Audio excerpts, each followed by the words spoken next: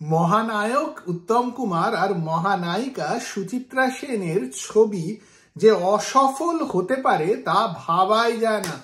প্রত্যেকটা ছবি কিন্তু খুব ভালো ছবি, তবে সব ছবি যে ব্যবসায়িকভাবে সফল হয়েছিল তা নয়।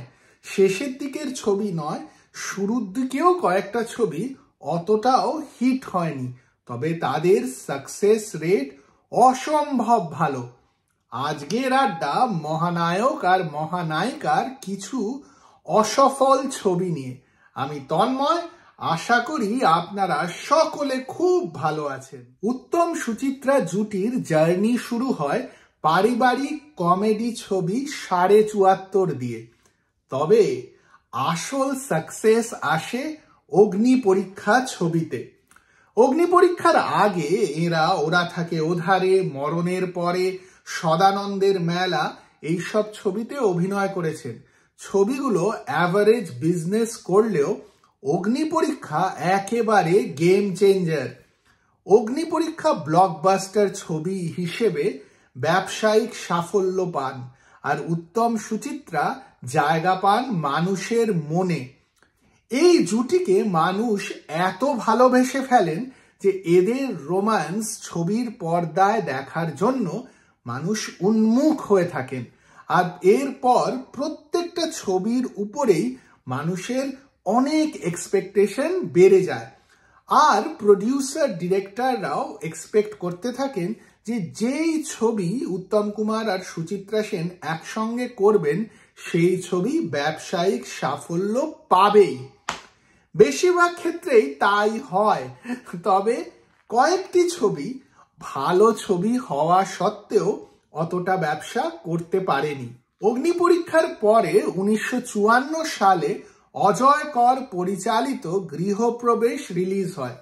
ছিমছাম পারিবারিক কমেডি ছবি, তবে উত্তম সুচিত্রার প্রেম অগ্নি পরীক্ষায় দেখার পর গৃহপ্রবেশে হালকা প্রেম দেখার মতন মানসিকতা বোধহয় লোকজনের ছিল না, তাই ছবিটি অ্যাভারেজ ব্যবসা করে।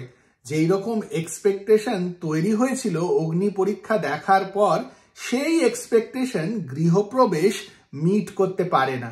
তাই জন্য আজকে ওই ছবিটিকে অ্যাভারেজ ছবি হিসেবেই ধরা হয়। অগ্নি পরীক্ষা আর গৃহপ্রবেশের ঠিক পরে পরেই 1955-এ সুধাংশু মুখোপাধ্যায় পরিচালিত সাঝের প্রদীপ ছবিটি রিলিজ করে। এই ছবিটিও অ্যাভারেজ ব্যবসা করে। শোনা যায় ছবি তৈরির সময় উত্তম কুমারের সঙ্গে পরিচালক মহাশয়ের খুব মনোমালিন্য হয়েছিল। উত্তম কুমার সাহিত্যিকদের লেখা গল্পে হেরফের করা পছন্দ করতেন না, আর পরিচালক চাইছিলেন কিছু চেঞ্জেস করতে।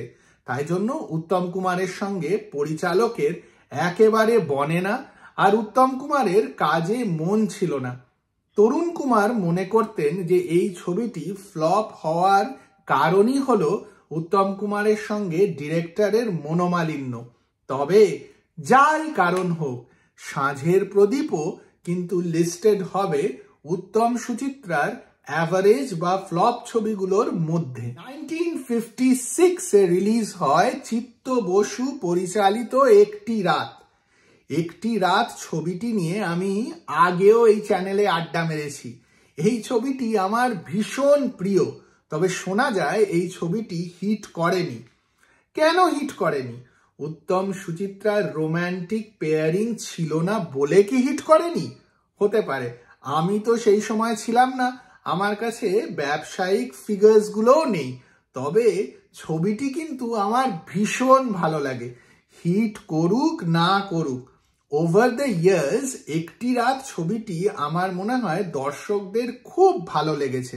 আজকেও যে কোনো মানুষ যিনি একটি রাত দেখেছেন তাকে জিজ্ঞেস করলেই সে বলবেন একটি রাত একটি দারুণ ছবি, উত্তম সুচিত্রার কি দারুণ কেমিস্ট্রি।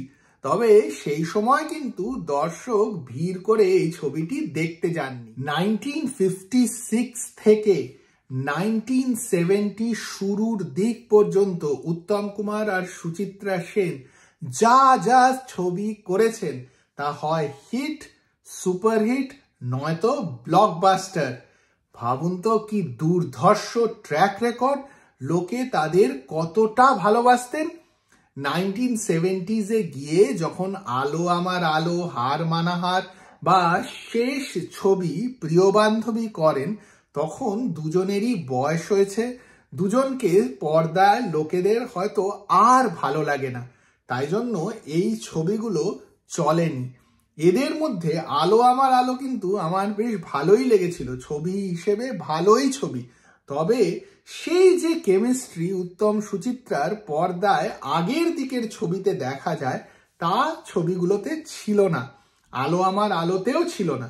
তাই জন্য দর্শকরা এই ছবিগুলোকে অতটা পছন্দ করেন।